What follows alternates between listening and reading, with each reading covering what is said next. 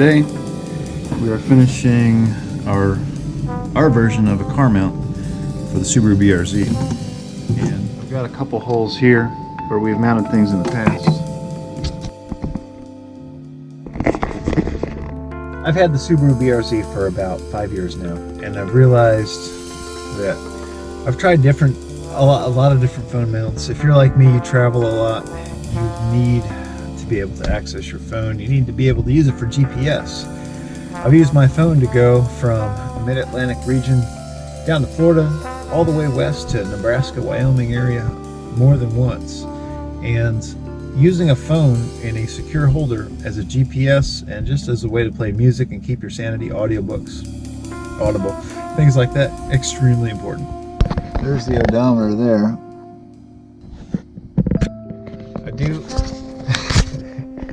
I do have 117,000 miles on her today. Bought in 14, 15, 16, 17, 18. Oh, I've had the car for about 3.5 years. That's a lot of miles. What is wrong with me? Goodness gracious. Anyways, so this is the best mount. Wireless charging, it's secured, it's not going to fall off, it's not attached to the windshield, which is illegal in some states. When I buy a new car, it's the #1 thing I worry about. If you like drilling holes, we have a project for you. This won't take long. It'll last forever. Well, mine's lasted 6 hours, so we'll see.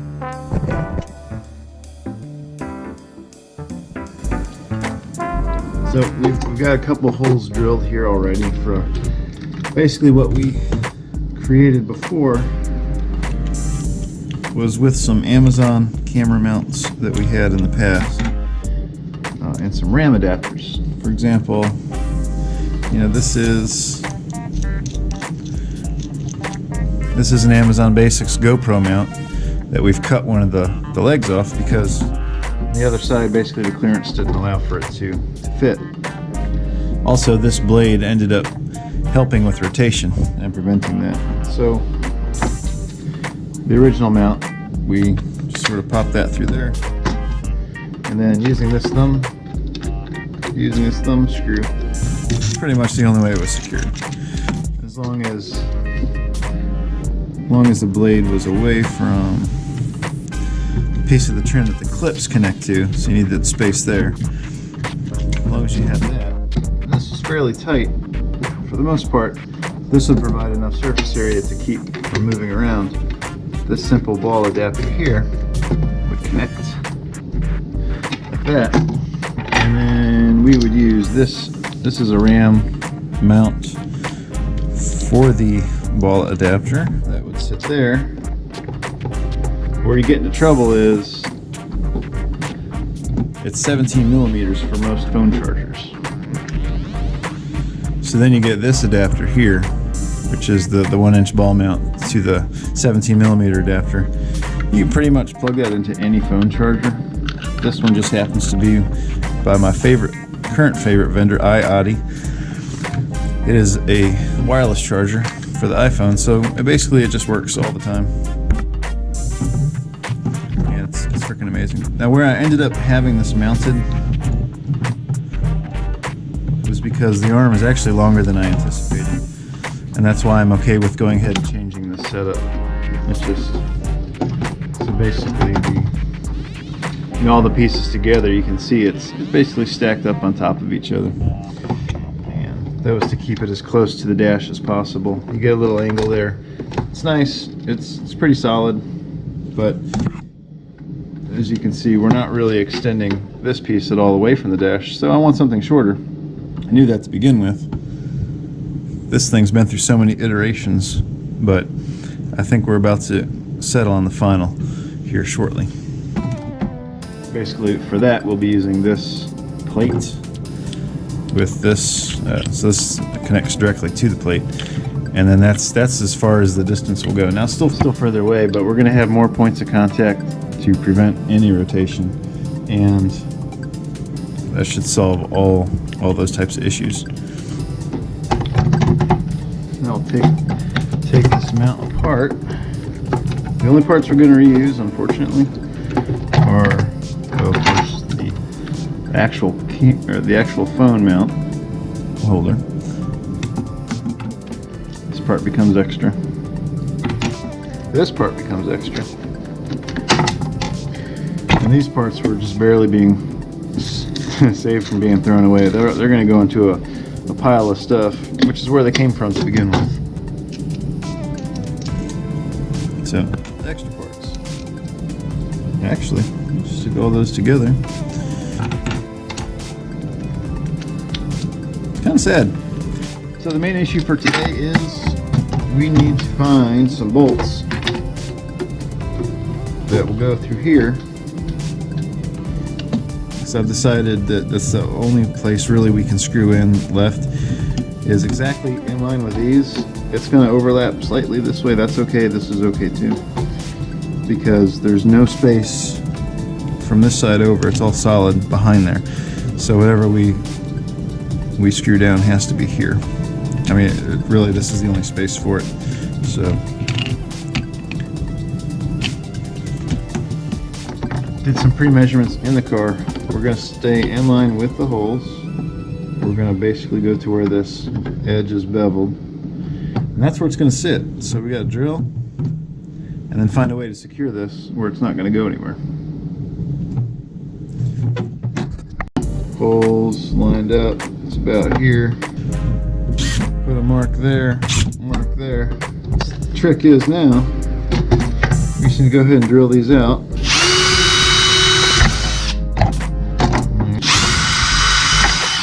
We'll go a couple sizes up.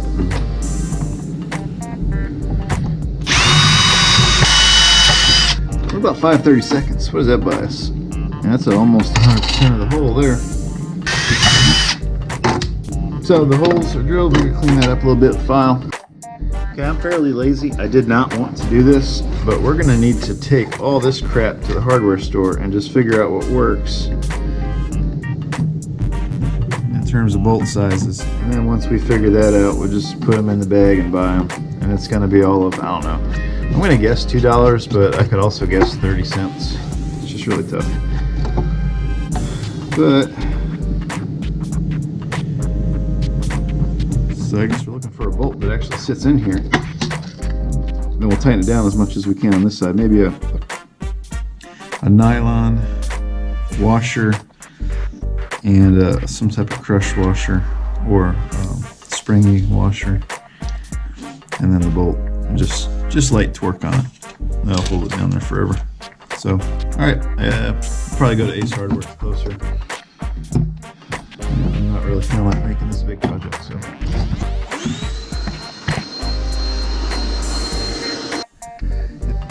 Okay, to give you an idea, here's where the clips are. You can see that's a solid piece. So that's why we're putting all our holes off to this side.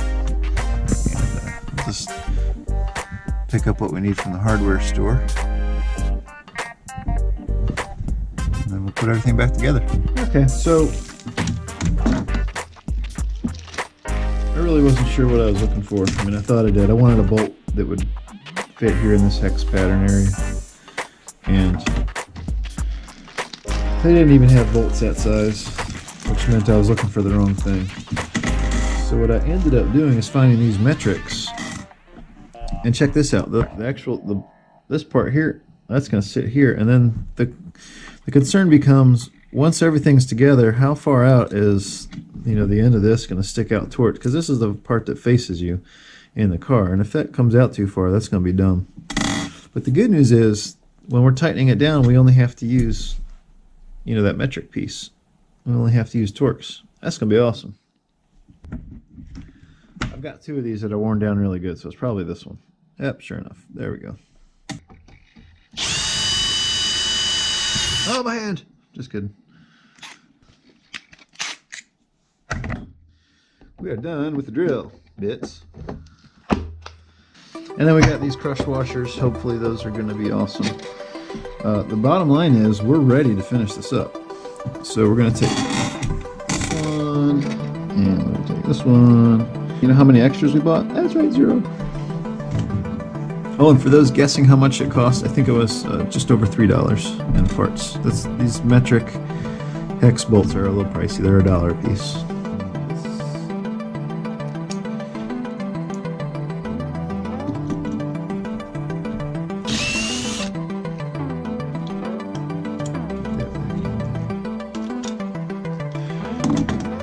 Good deal. So as you can see, it's basically flush. We've got the washers and the ends. All we have to do now is, oh, and the best part is because there's the bolt heads there, that's holding it in place while we torque it down. So it's not going to rotate anymore because there's 2 points. I wanted a third point. There's no way it's going to work. This one's too far over. The best we could do, let's go ahead and put the mount completely together in the house. It's just the way it's built. You actually have to take the whole wing nut up.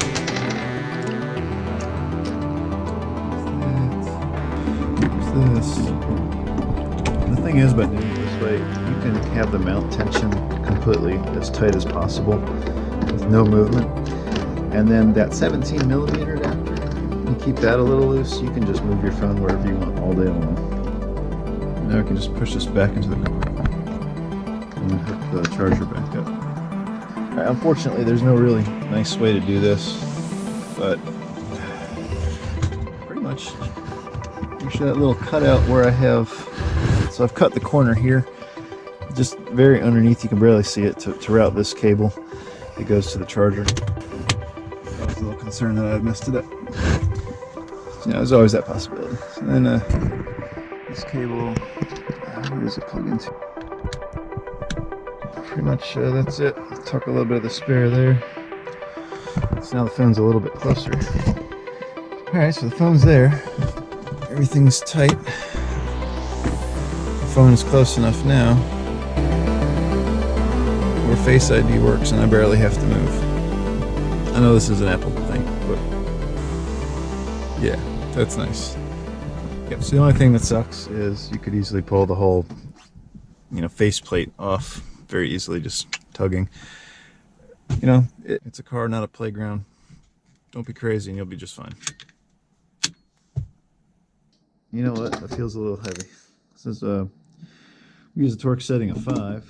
We'll see how that works. Oh, that sounds scary.